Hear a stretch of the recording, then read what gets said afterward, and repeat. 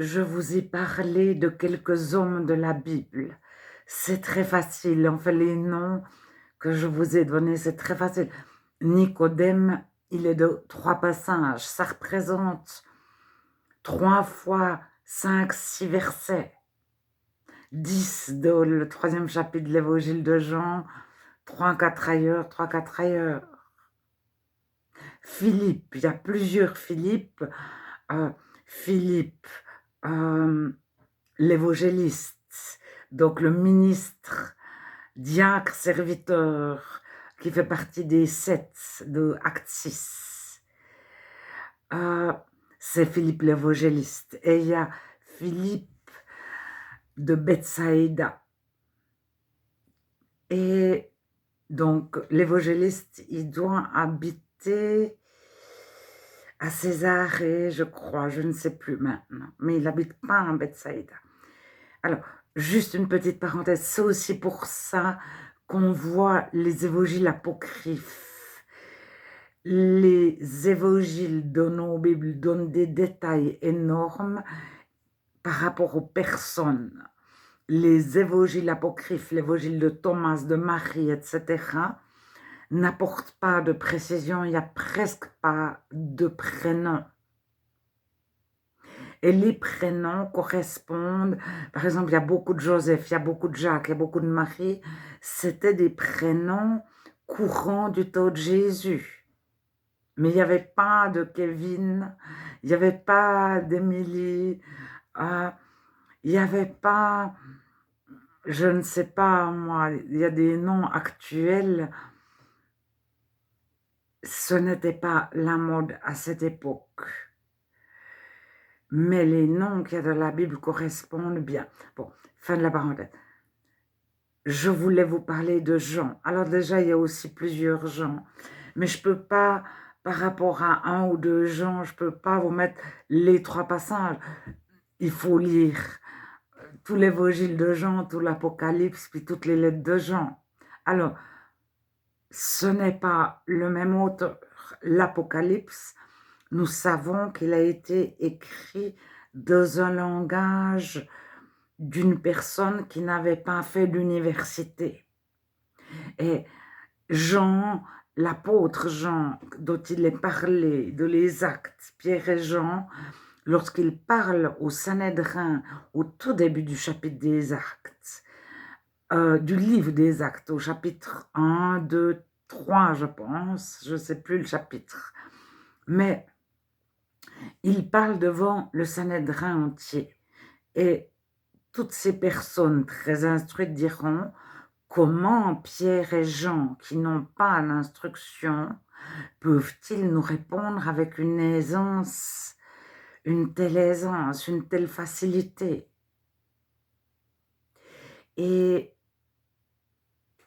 donc l'Apocalypse de Jean, Jean a pu l'écrire parce qu'il est écrit dans un vocabulaire, des tournures de phrases d'une personne qui n'a pas fait l'université. Par contre, l'évangile de Jean et les lettres de Jean, c'est très, très différent. Et vous retrouvez les poupées russes de l'évangile de Jean dans les lettres de Jean. Mais il n'y a pas écrit Jean dans les lettres de Jean. Il y a écrit l'Ancien. La première lettre de Jean, il dit pas bonjour, rien du tout, il dit pas qui c'est qui écrit. Au commencement, je ne sais pas exactement ce qu'il a écrit. Après, il écrit à Kyria, mais c'est pas marqué, c'est marqué l'Ancien.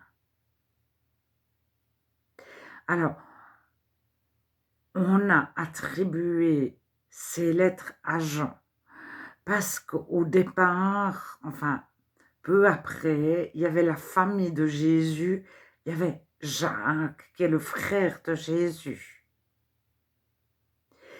Et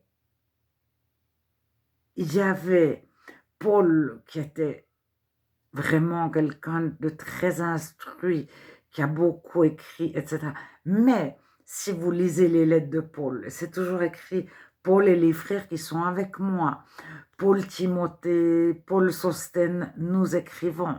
Déjà, Paul passe par Sylvain, il passe par des scribes, c'est pas lui qui écrit. Une fois, il y a un petit bout, je crois, pour Philémon, moi, Paul, je t'écris de ma propre main, pour l'esclave, l'histoire de l'esclave.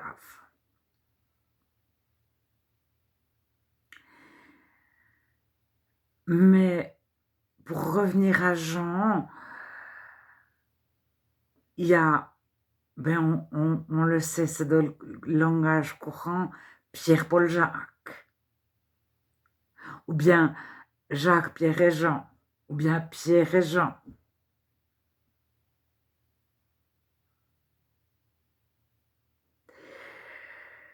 Alors, c'est des noms, il y avait le frère de Jésus qui s'appelait Jacques, il y avait des courants, il y a toujours des gens qui veulent dominer sur d'autres ou prendre de l'importance, ou beaucoup plus tard, certains se réclament de Jean ou de Pierre ou de Paul ou de Jacques, et ceux qui n'ont pas les regards fixés sur Dieu placent leur confiance dans des hommes. Paul écrit, si nous-mêmes, si Paul, si moi Paul, ou même si un ange venu du ciel vous annonçait un faux évangile, rejetez-le. Donc Paul demande à ce que chacun éprouve, si Paul se trompe, chacun a à vérifier ce que Paul dit.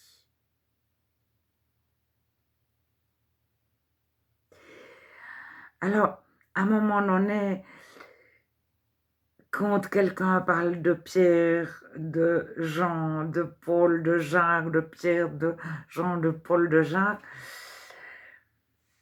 c'est souvent quelqu'un qui hiérarchise les chrétiens.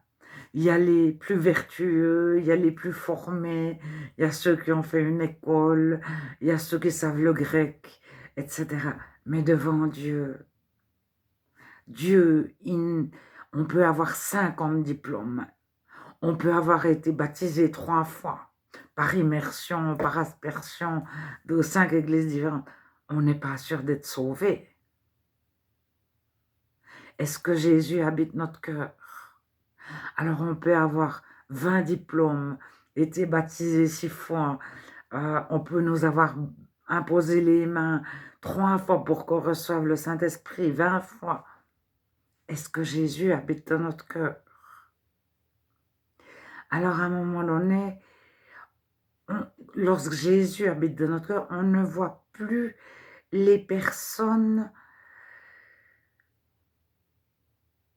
Le plus grand des apôtres, c'est un enfant. David, le roi David, c'est un enfant. Les enfants sont rois, les rois sont des enfants. Les Pierre et Jean qui n'étaient pas instruits, ben c'est des Paul qui étaient super instruits. Paul, il avait des connaissances. Il n'y a plus de différence. Et je vais m'arrêter sur les hommes de la Bible parce que il y a de telles discussions avec la critique textuelle.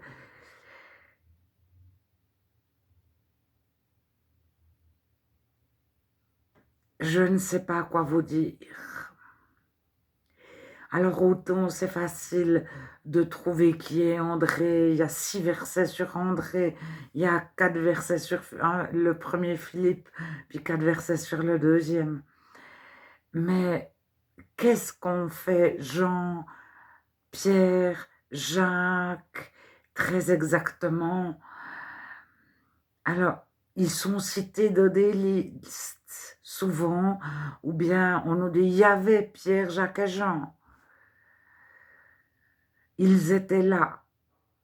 Maintenant, qu'est-ce qu'ils ont dit à Jésus? Alors,